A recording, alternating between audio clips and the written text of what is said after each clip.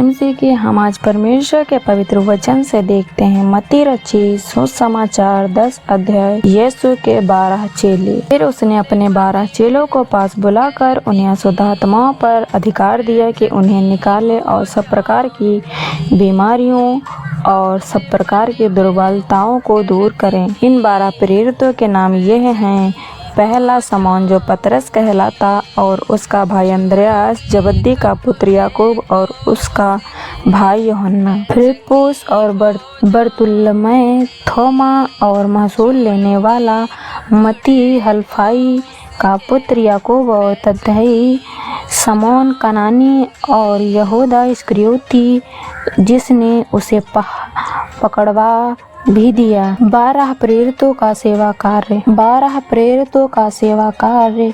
इन 12 को यीशु ने यह आज्ञा देकर भेजा, अन्य जातियों की ओर न जाना और सामरियों की किसी नगर में प्रवेश न करना, परंतु इस्राएल के घराने ही की खोई हुई भेड़ों के पास जाना और चलते चलते यह प्रचार करो, स्वर्ग का राज्य निकट आ गया है।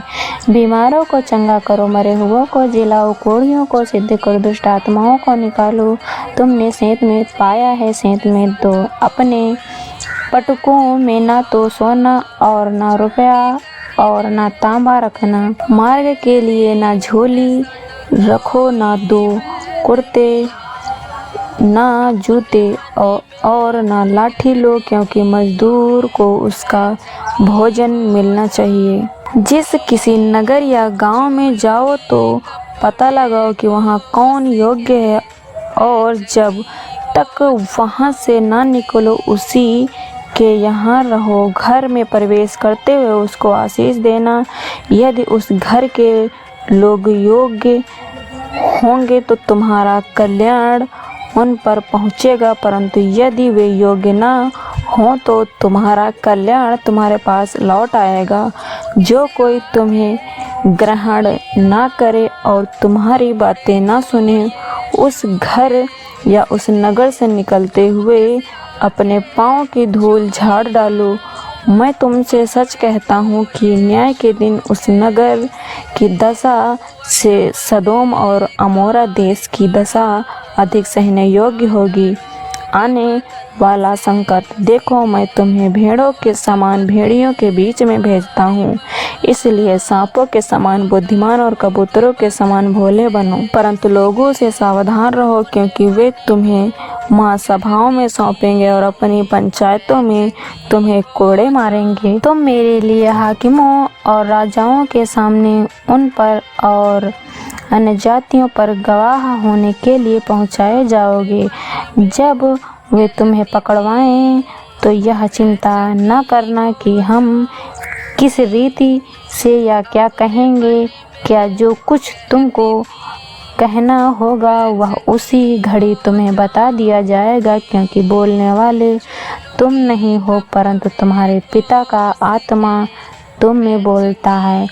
भाई भाई को और पिता पुत्र को घात के लिए सौंपेंगे और बच्चे माता पिता के विरोध में उठकर उन्हें मरवा डालेंगे। मेरे नाम के कारण सब लोग तुमसे बैर करेंगे, पर जो अंत तक धीरज धरे रहेगा उसी का उद्धार होगा। जब वे तुम्हें एक नगर में सताएं तो दूसरे को भाग जाना।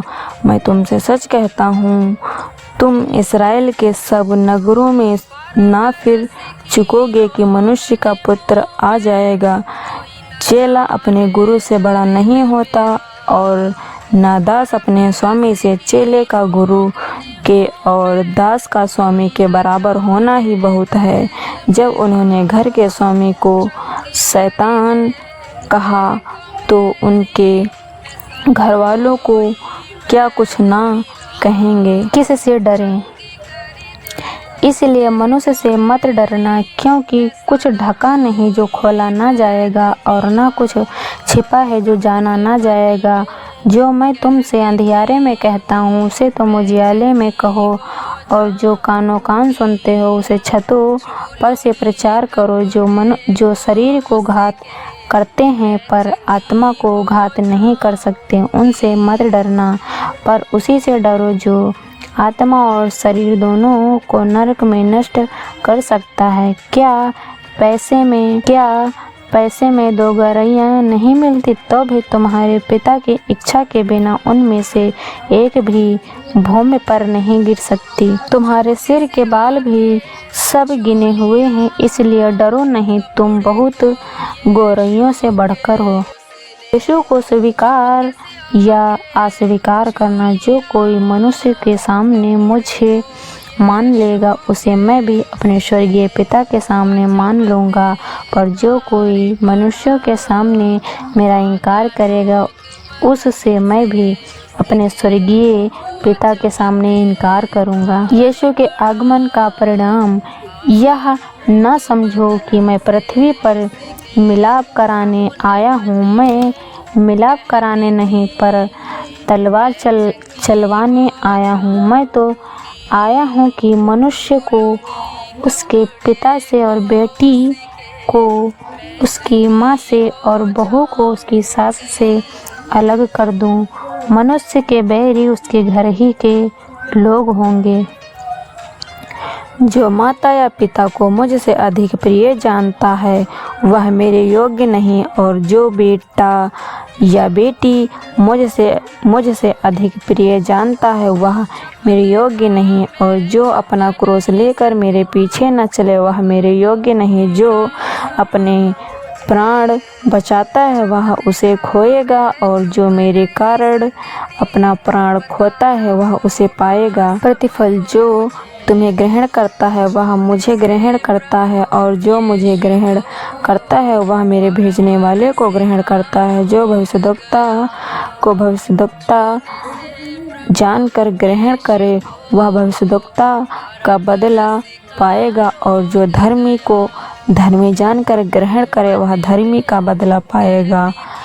जो कोई इन छोटों में से एक को